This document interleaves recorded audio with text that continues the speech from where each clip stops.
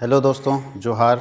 जिसका इंतज़ार सभी लोगों को था, जितने लोग झारखंड में टीचर चाहे पीजीटी टीचर के लिए तैयारी कर रहे थे, वो सारे लोगों के लिए बहुत बड़ी खुशखबरी फिर से जेएसएससी लेकर आया। एक बार एग्जामिनेशन फॉर्म फिलअप करने के बाद, एडमिट कार्ड आने के बाद, एग्ज़ाम के आसपास पहुंच जाने के बाद पूरा का पूरा सिस्टम ही ख़त्म कर दिया और फिर से जेएसएससी ने दोबारा नोटिफिकेशन जारी किया है। अब कब फॉर्म भराना है, कब तक फॉर्म भराना है, ये फिर से ध्यान देना। सबसे बड़ा सवाल है कि जो लोग पहले 2022 वाले नोटिफिकेशन में फॉर्म भर चुके थे, 100 रुपया जमा कर चुके थे, सब कुछ कर चुके, उनका क्या होगा, वो कैसे क्या करेंगे। तो देखिए, सारा कुछ हम लोग इस नोटिफिकेशन में आपको क्लियर कर देंगे। पुराने लोगों का क्या होगा, नए लोग क्या कर सकते हैं, कब से फॉर्म भराना शुरू होगा, कब तक फॉर्म भराएगा, क्या क्या एडिट कर सकते हैं। अगर पुराने वाले में कोई गलती कर चुके तो उसको एडिट कैसे करेंगे इस बार, और पूरी जानकारी इस वीडियो में आपको मिलेगी। तो ये नोटिफिकेशन जेएसएससी जारी किया है कि झारखंड जो कर्मचारी चयन आयोग है वो जारी किया है कि राज्य के +2 उच्च विद्यालयों में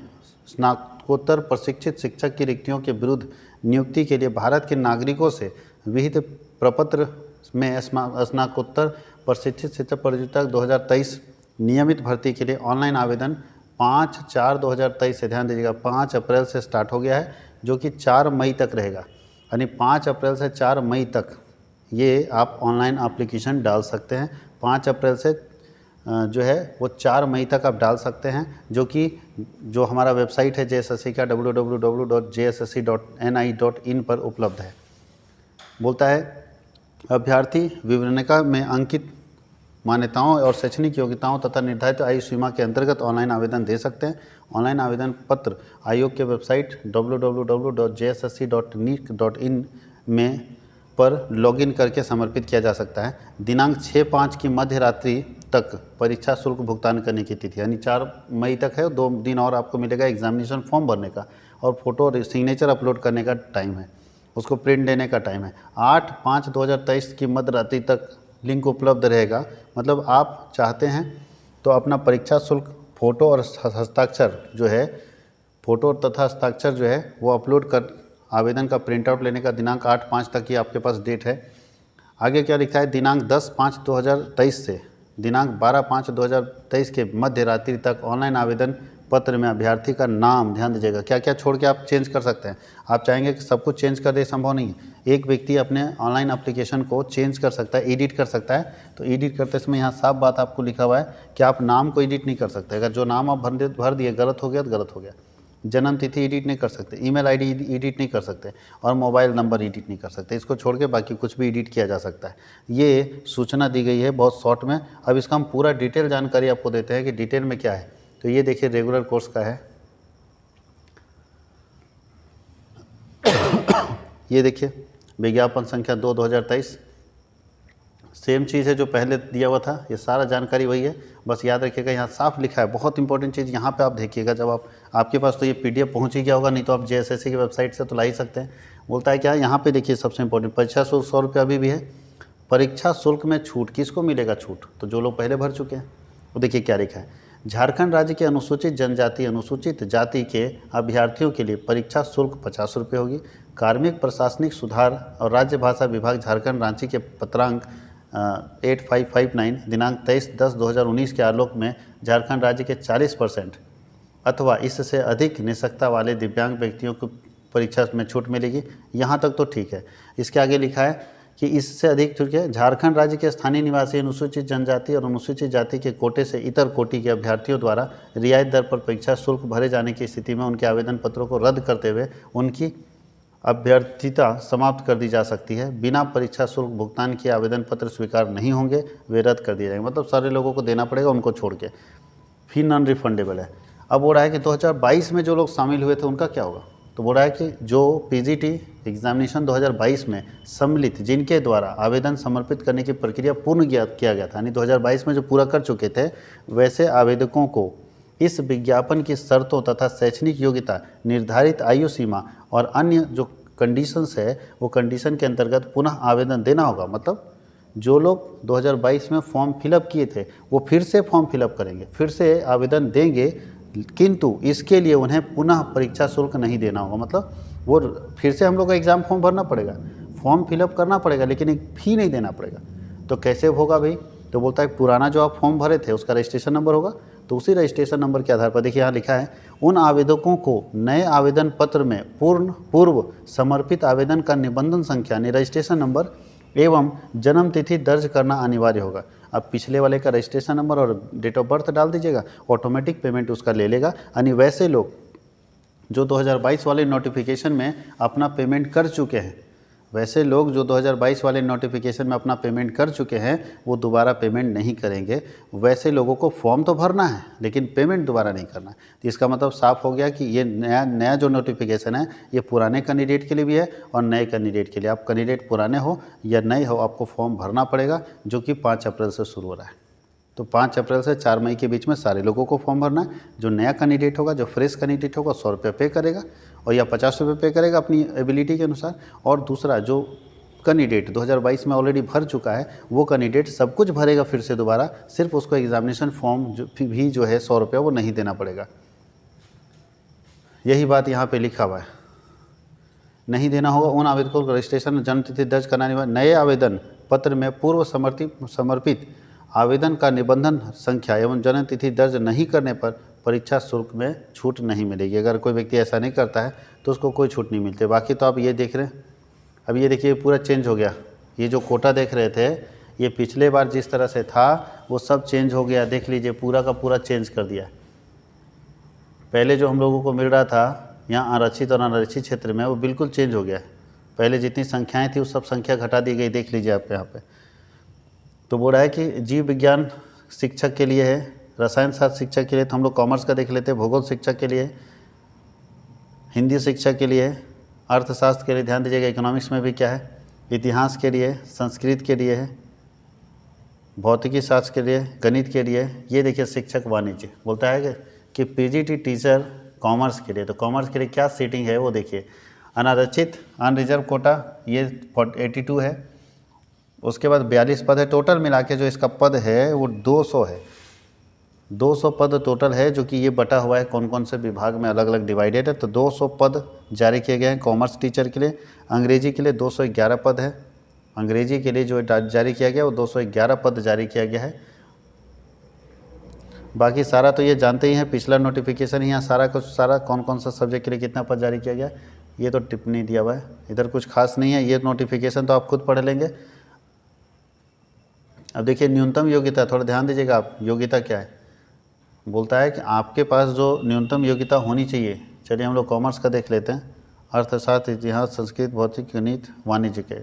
तो वाणिज्य के लिए ये है, देखिए पे स्केल जो है पे मैट्रिक्स 47,000 से 1,51,100 अच्छा पे स्केल दिया हुआ है। किसी मान्यता प्राप्त विश्वविद्यालय से राज्य के सरकारी विद्यालयों में +2 स्तर पर पढ़ाए जाने वाले विषयों में से नियुक्ति के विषय में न्यूनतम 55% अंक तथा उसके साथ जो है ग्रेड के साथ पीजी डिग्री होनी चाहिए और 3 वर्षीय एकीकृत बीएड डिग्री या एमएड डिग्री होनी चाहिए। उसके आगे लिखा है कि राज्य सरकार द्वारा नियुक्ति हेतु प्रकाशित विज्ञापन में अनुसूचित जाति, अनुसूचित जनजाति, बाकी लोगों को जो आरक्षण मिलेगा, जिसमें 5% मार्क्स की छूट उनके मिल सकती है। इसके अलावा प्रतियोगिता का स्तर आपके पास दिया है, अनुभव दिया हुआ है। ये अनुभव अच्छा, ये कार्यरत शिक्षकों के लिए, बैकलॉग के लिए ध्यान दीजिएगा। बोलता है न्यूनतम उम्र सीमा की गणना हेतु संदर्भ तिथि यानी 1/1/2023 तक आपको लेना है। अधिकतम उम्र सीमा की गणना हेतु संदर्भ तिथि 1/8/2009 यानी आपको कम से कम 1/1/2023 लेना है न्यूनतम के लिए, यानी कम से कम उम्र के लिए 1/1/2023 लीजिए और मैक्सिमम के लिए 1/8/2019 लीजिए। और न्यूनतम उम्र सीमा है 21 साल, 21 साल कम से कम होना चाहिए। और अनारक्षित रूप से आर्थिक रूप से कमज़ोर वर्ग के लिए 40 साल और पिछड़ा क्षेत्र के लिए पुरुष के लिए 42 साल है, महिला के लिए 43 साल है और अनुसूचित जाति के लिए 45 साल है, अनुसूचित जनजाति के लिए पुरुष महिला के लिए 45 साल है। ये सब तो आप जानते ही हैं। इसके सिलेबस के बारे में हम लोग डिस्कस करते हैं कि सिलेबस इसमें क्या है। तो फिर बता दूं सिलेबस सेम है, जो पहले वाला सिलेबस था वही सिलेबस आपको इसमें कॉमर्स का दिया हुआ है। तो आप जिसके भी सिलेबस के बारे में देखना चाहते हैं अपना सिलेबस देख सकते हैं। ये सेम सिलेबस इसमें भी डाला हुआ है, तो सिलेबस कोई चेंज नहीं किया गया है। ये तो बाकी जान ही रहे हैं क्या क्या देना है। ये संस्कृत भाषा हो गया। ये देखिए इकोनॉमिक्स का सिलेबस है, इकोनॉमिक्स का सिलेबस है ये अर्थशास्त्र का। इकोनॉमिक्स पीजीटी में ये सिलेबस आपको पढ़ना है।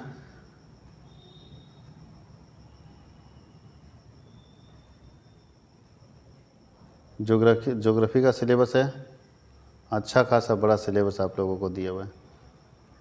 हिस्ट्री का सिलेबस है,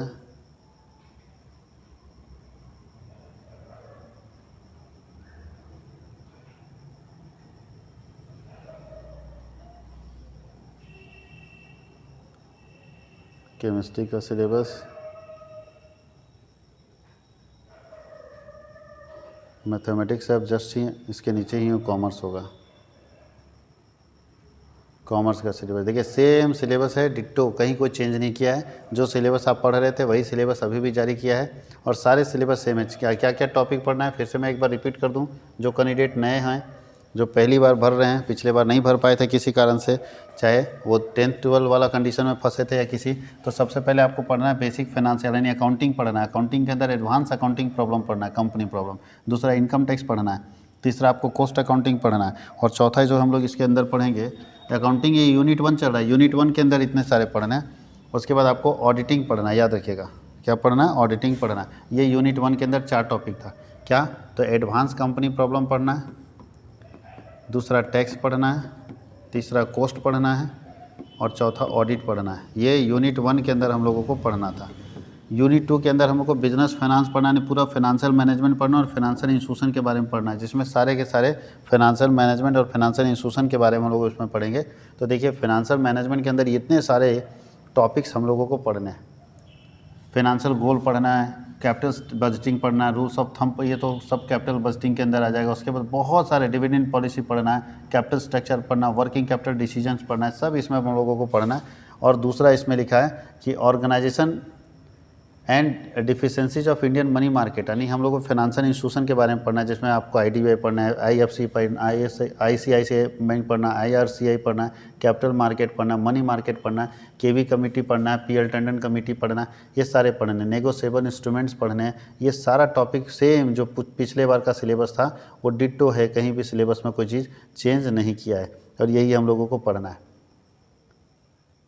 यहाँ नीचे देखिएगा, यहाँ तक तो था अब्सेंटिज्म, उसके नीचे लिखा है एग्जीक्यूटिव डेवलपमेंट है, पर्सनल रिसर्च है, पर्सनल ऑडिट है, ये सारा चीज़ इसके अंदर डाल दिया गया है। तो ये आपके पास PDF ऑलरेडी होगा, JSSC के साइट से आप डाउनलोड कर सकते हैं। तो ये जानकारी बहुत काम की है। और मैं फिर बता दूँ कि वैसे कैंडिडेट जो कॉमर्स की तैयारी करना चाहते हैं वो कॉमर्स वर्ल्ड हजारीबाग के ऑनलाइन प्लेटफॉर्म में जुड़ सकते हैं। उनको यहाँ पे सारी सुविधाएं मिलेगी। कॉमर्स वर्ल्ड हजारीबाग अभी नया बैच स्टार्ट किया है, जिसको बहुत ज़्यादा 15 से 20 दिन क्लास हुआ है और 20 दिन के क्लास उनको रिकॉर्डेड फॉर्म में मिल जाएंगे, बाकी कंटिन्यू क्लास उनके पास रहेंगे। तो अगर वो अपनी तैयारी और मजबूत करना चाहते हैं तो कॉमर्स वर्ल्ड हजारीबाग के साथ ज़रूर जुड़ें, अच्छे से पढ़ें और आप एग्ज़ाम क्वालिफाई करें।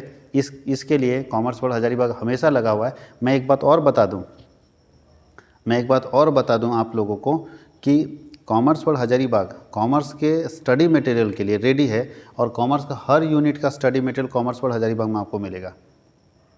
और कॉमर्स वर्ल्ड हजारीबाग में हर सब्जेक्ट, मतलब ये समझिए कि हर यूनिट वाइज हम स्टडी मटेरियल अपने एप्लीकेशन पे ऊपर, जो ऑनलाइन वाले लोग हैं एप्लीकेशन से देखेंगे, जो ऑफलाइन वाले लोग हैं यहाँ से प्रिंट आउट ले सकते हैं मेरे ऑफिस से, और जो ऑनलाइन वाले कैंडिडेट हैं एप्लीकेशन के ऊपर हर यूनिट का, इंडस्ट्रियल रिलेशन हो, चाहे वो ऑर्गेनाइजेशन थ्योरी हो, चाहे यूनिट 1 हो, चाहे यूनिट 2 हो, हर यूनिट का स्टडी मटेरियल वहाँ पे अवेलेबल रहेगा, नोट्स अवेलेबल रहेगा, आप वहाँ से परचेज करके पढ़ सकते हैं। दूसरी बात है कॉमर्स वर्ल्ड हजारीबाग के एप्लीकेशन के ऊपर, जैसे आप एप्लीकेशन इंस्टॉल करेंगे, प्ले स्टोर में जाएंगे, एप्लीकेशन इंस्टॉल करेंगे, मोबाइल नंबर डालेंगे, OTP आएगा, OTP सबमिट करेंगे, आपके पास मेरा होम स्क्रीन खुल जाएगा।